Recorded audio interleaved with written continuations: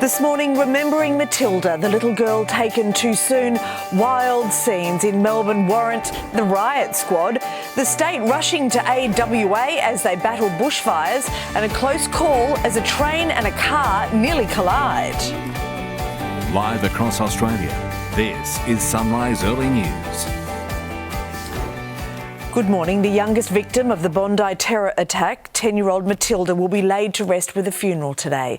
A synagogue was overflowing yesterday, farewelling Bondi Rabbi Eli Schlanger, Reuven Morrison and Rabbi Yaakov Levitin, all remembered in heart-wrenching ceremonies. There was also a special service at St Mary's Cathedral overnight, honouring the victims. I have performed many funerals in my years as a rabbi, and I have never known anything like it. The spirit of the country that we have built together will always be greater than those who seek to breach it. The Prime Minister and New South Wales Premier both attended. And we have an update on the injured survivors of the Bondi Beach terror attack. There are currently 17 patients being treated in hospitals right around Sydney. Now, 5 patients are still in a critical condition this morning. 12 patients are currently stable. Hero Ahmed Al-Ahmed continues to recover at St George Hospital. A fundraiser has reached almost $2.5 million for the hero. The surviving Bondi gunman, Navid Akram, has been charged. The 24-year-old shooter has been hit with 59 offences, including 15 counts of murder and terrorism. Police say that Akram first came to their attention 6 years ago but was never charged. He's also facing 40 charges of causing grievous bodily harm with intent to murder. The case has been adjourned until April next year. Wright police have descended on Melbourne after hundreds of teens swarmed a supermarket and violent brawls erupted on the beach. Around 200 teens streamed into Woolworths at Mordiluck, throwing items from shelves and smashing them. Footage of 2 teens being stomped on near the pier was uploaded to social media. Police say pepper spray with officers reportedly having items thrown at them. 1 teen was arrested at the scene and remains in custody. Victoria Police will be cracking down on antisocial behaviour in the coming days. The son of an AFL legend has been sentenced to 6 years and 2 months in jail for rape. 23-year-old Tom Silvani raped a young woman twice at his family's Melbourne home in January last year. The judge said his crimes showed a lack of empathy.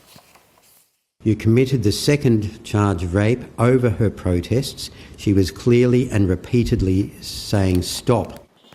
Silvani was served a non-parole period of 3 years and 3 months.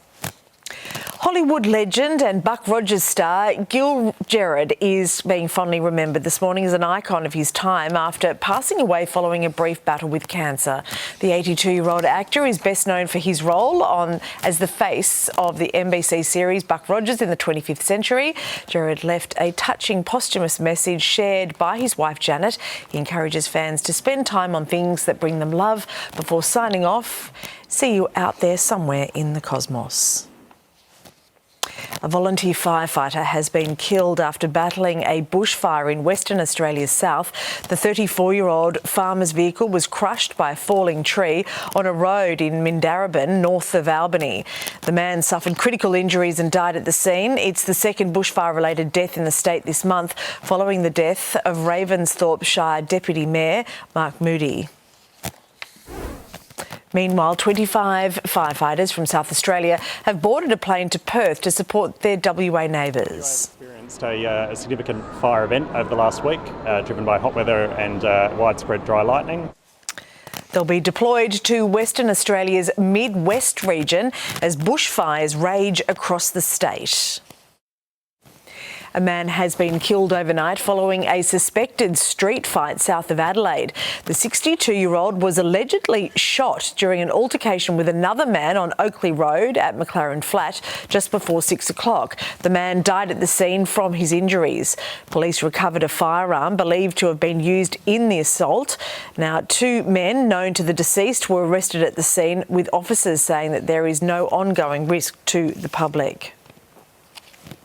Commuters have been left shaken after a close call with a train and a car at a busy Adelaide intersection. Vision shows the moment that the boom gates at Dudley Park are still coming down as the city-bound train crosses. A car narrowly avoiding disaster. An investigation is now underway, with authorities saying that a signal malfunction is to blame. Checking Thursday's weather now. Brisbane will be partly cloudy with a top of 28 degrees. Sunny in Sydney, 31. Canberra will be mostly sunny, 37. A sunny day for Melbourne, 36. A shower or two in Hobart, 24. Hot and sunny for Adelaide, 39 degrees. Perth, a sunny 32. A possible storm for Darwin with a top of 33 degrees. Still to come on Sunrise Early News, our Bondi hero receives international acclaim and booze bandits make off with their latest haul.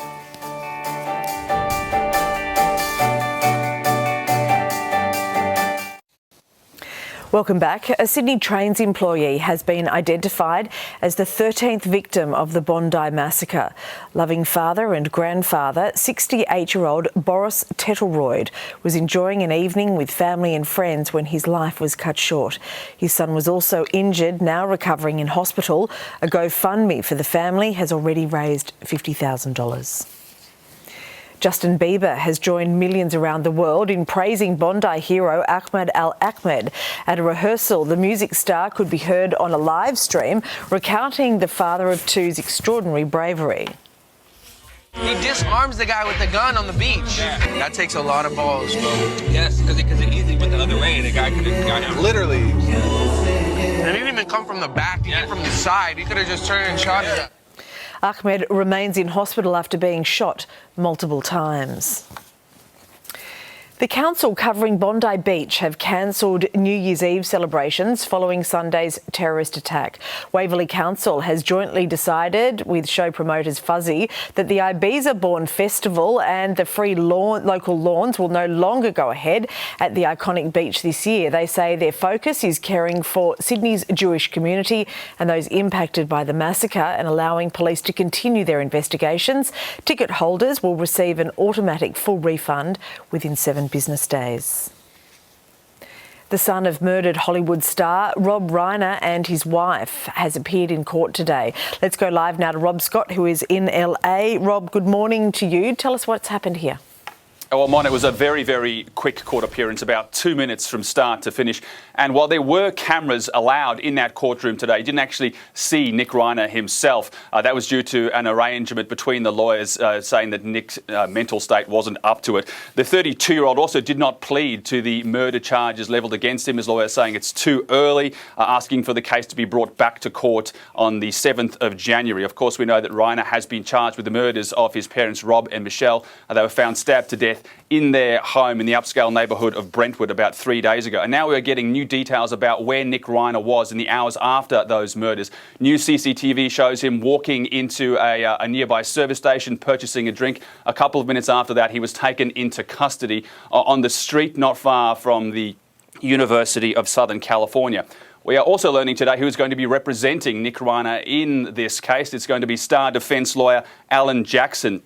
He has actually acted for Harvey Weinstein and also Kevin Spacey. Prosecutors say that while the death penalty is on the table for this case, they are yet to decide whether they're actually going to seek it. Mon. All right, Rob, thank you. A group of booze thieves are right now on the run in Melbourne. Police in Melbourne released this CCTV of slabs of beer being stolen from a Deer Park bottle shop. On the way out, the group threatened the worker with a knife and took off. No one was hurt, but police say that they've done this 13 times since October, taking off with $10,000 worth in total.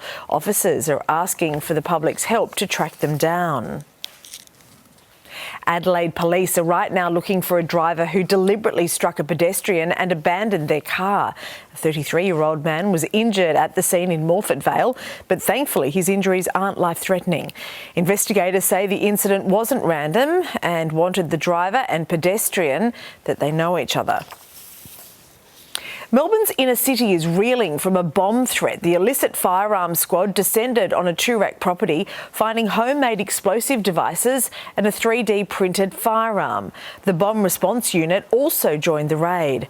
A 44-year-old woman has been arrested at the scene.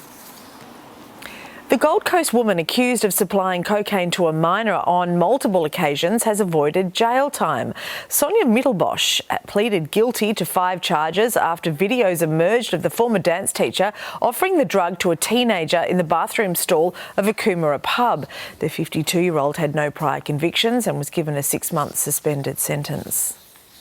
Still to come on Sunrise Early News, the brave young man who aided police during the Bondi attack, and Paramount put in their place the bid for Warner Brothers Discovery shot down.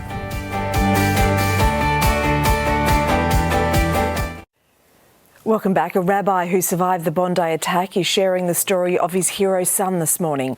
When the bullets rang out, 20-year-old Liebel Lazaroff rushed to help a shot police officer. He took off his shirt and made a tourniquet.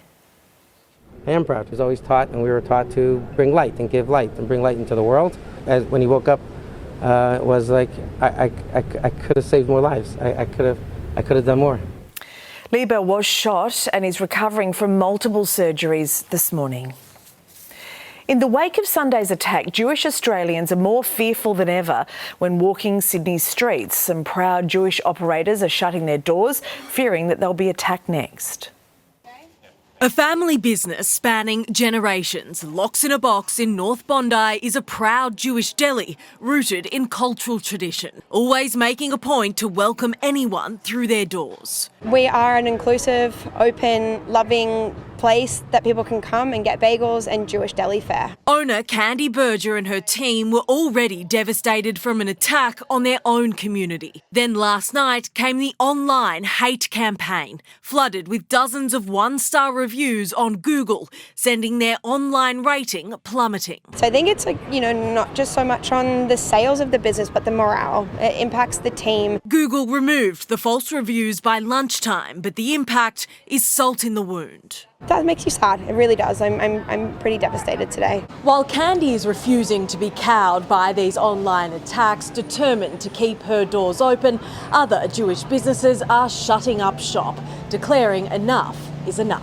Avner's Bakery in Surrey Hills closing down after owner Ed Halmagi and his team were repeatedly targeted by anti-Semitic harassment, intimidation and graffiti. So we decided to vandalise our shop over the weekend. Unfortunately for them, they don't realise just how strong we are as a community. That strength slowly worn down by rampant anti-Semitism. We are unable to ensure the safety of our staff, our customers, our families, and so we have made the only decision available, one that truly breaks our hearts. Avner's is closed. Signing off, Toda Rabba, thank you. Taylor Aiken, 7 News. An emergency sitting of State Parliament has been officially called for next week in New South Wales to tackle urgent changes in the wake of the Bondi Beach massacre. The New South Wales Premier wants the Police Commissioner to deny protest requests, fearing that they could light a flame which would be impossible to extinguish. In the volatile aftermath of the Bondi terror, fears a protest could tip our city over the edge. My concern is that a mass demonstration in this combustible situation with our multicultural community could light a flame that would be impossible to extinguish. The Premier moving to block them, giving the Police Commissioner the power. My commitment to you as Commissioner is that we will be there to ensure your safety. Reforms being drafted would allow police to deny protests on the grounds of resources or adding to community disharmony, with a time limit still being determined. It's understood it would apply only when the state has a terror incident declared. State Parliament recalled next week to vote on the changes. It's important to know that they are supportive of community harmony. Applauded by the Jewish Board of Deputies, activists have been using protests to inflame division and undermine the very fabric of our shared society. From the Palestine Action Group, it will entrench injustice, deepen division and hand the state sweeping powers to shut down dissent on any issue it chooses. Police have not received any formal requests for protests in the wake of the massacre. The Palestine Action Group says they don't have anything planned, but no one can promise a gathering won't happen anyway. Also on the agenda in next week's emergency sitting, gun reform. to cap the number of firearms, to reclassify straight pull-up and pump-action shotguns. And reduce magazine capacity. Serena Andaloro, 7 News. Well, they worked on Olympic venues for London, Rio, and right now are building LA 2028. And now global construction giants will be given billions to reshape Brisbane 2032, but they need the help of 50,000 Aussies. Photo time at the location of a 2032 venue. The backdrop, earthworks and a handful of workers to start on the Moreton Bay Indoor Sports Centre in Petrie. It's one of 17 venues which developers have been fiercely competing for with a secret price tag. And that has been awarded to AECOM and Lang O'Rourke. Between them, they've worked on the 2012 London Games, the race to get Rio ready in time, and now the home of Hollywood. The biggest thing that worries me is what is LA going to do and how do we make sure we produce something even more amazing. Victoria Park could have SoFi Stadium's ticketless technology. You walk in there, you don't need to have a ticket, you don't need to, it's facial recognition, the gate's open for you, you can buy things just by picking them up and your credit card's linked to your face. According to the Deputy Premier, it's not a face you'd want scanned, right? In one of the arenas in America, would you believe it, that you could order food and drink from your seat? But the Auditor General is warning of delivery risks. It's estimated there'll be an average shortfall of more than 18,000 construction workers over the next 8 years. At its peak, 50,000 in 2026-27. We're going to need to train them and attract them. We are going to beg, borrow and steal workers from everywhere. The delivery partners have also had to plan for how they would cope with natural disasters, including major flooding events. You do not get an extra day to deliver the games. Marlena Wapp, 7 News. Thousands of dollars worth of tools have been stolen from a fire station on the outskirts of Melbourne. CCTV shows 2 masked thieves using a crowbar to break into a CFA building in Melton South. Once inside, they took drills, cutting equipment, tripod lights and a defibrillator. Police are right now trying to find these 2 men. Warner Brothers Discovery has rejected Paramount's hostile takeover bid worth over $100 billion. The board says the offer paled in comparison to the board's preferred merger agreement with streaming service Netflix. A date for the shareholder vote on the deal has not been set by Warner Brothers yet, but is expected to be held mid-next year. Stay with us, still to come on Sunrise Early News. A technological error leaves England furious as Alex Carey stars on day 1 in Adelaide. Tim Zoo's bold world title claim after bouncing back in Sydney overnight. And a closer look at how the weather is shaping up in your part of the country.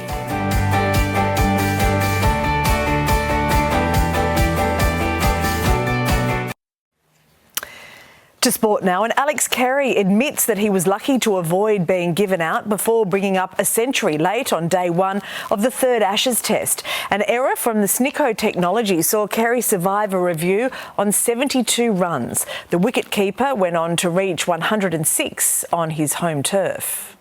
I thought that was a bit of a feather or some sort of noise when it passed the bat. It looked a bit funny on the replay. Just the way cricket goes sometimes, isn't it? You have a bit of luck, and maybe it went my way today. The Aussies finished at 8 for 326 heading into day 2. Ashes coverage is live and free across the screens of 7. The Sydney Sixers are winless from their opening 2 matches in the Big Bash. And taken. Bubba Azam's got to go and Luke Wood's broken through. Sixers recruit Bubba Azam fell for 9 runs against the Strikers at the SCG. Lloyd Pope dismissed both Josh Philippe and Jordan Silk with consecutive deliveries as Sydney reached 9 for 159. Liam Scott smashed a half-century in reply as Adelaide won by 3 wickets. It is the Strikers' first win at the SCG in 8 years. Tim Zoo says that he's ready to return to boxing's global stage after getting back to his winning ways in Sydney last night. Coming off 3 defeats from his last 4 bouts, Zoo bounced back with a dominant victory over American Anthony Velasquez by unanimous decision.